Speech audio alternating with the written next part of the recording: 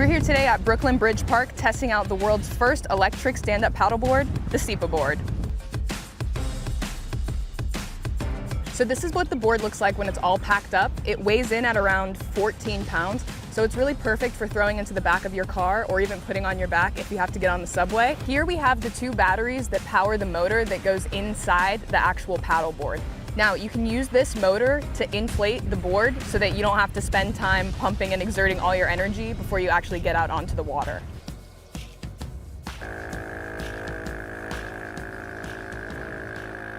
So we've just finished stage one of the inflation process. Now that the board is semi-inflated, we're gonna go ahead and pop the battery into the center of it and let it finish fully inflating the board.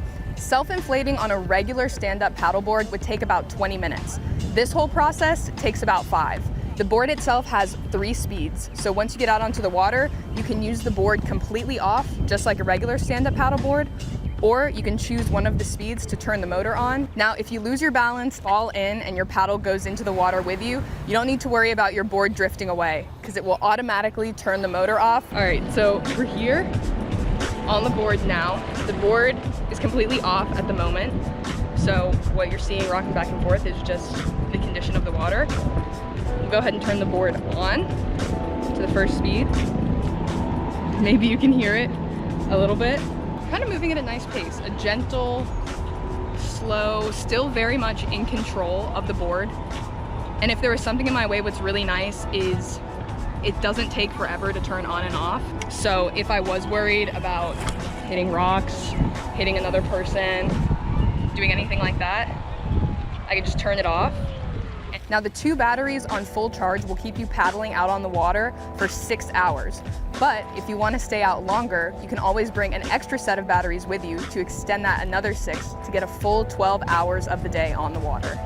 Okay, so this is the 3rd speed. Nice and cruising. Board is definitely making its way through the water. If you want to take your adventures out into the water at night, there is a light on the bottom of the paddleboard, and then you'll be able to illuminate 10 feet down into the water. Now, if you're paddling through some tall grass or seaweed and you're worried about how it might get stuck in the motor, there's a reverse mode that can help you completely clear out the motor without coming all the way back to shore.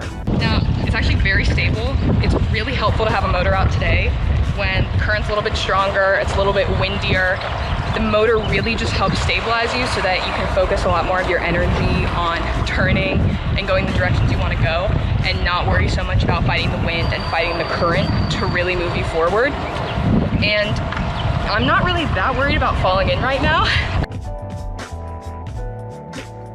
So when you're going home after your day and are ready to recharge the batteries, all you have to do is pull them out of the motor compartment here, and they slot right into an adapter that you can keep in your house. This board is great for people who are just looking to stand up paddleboard. It does all the basic features that you want, plus has that motor and self-inflating to give it that little extra something more. It's also great if you have a family, kids who want to get out on the water, but maybe can't pull their weight putting in the effort. It's great for having a little one on there with you, knowing that you have that extra assist if you need it. Also great if you're somebody who just maybe struggles to do an hour or 2 of paddleboarding on your own.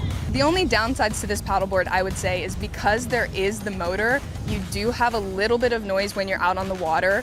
Just a constant little worrying, not anything that would prevent you from having a conversation back and forth or from hearing important things while you're out on the water.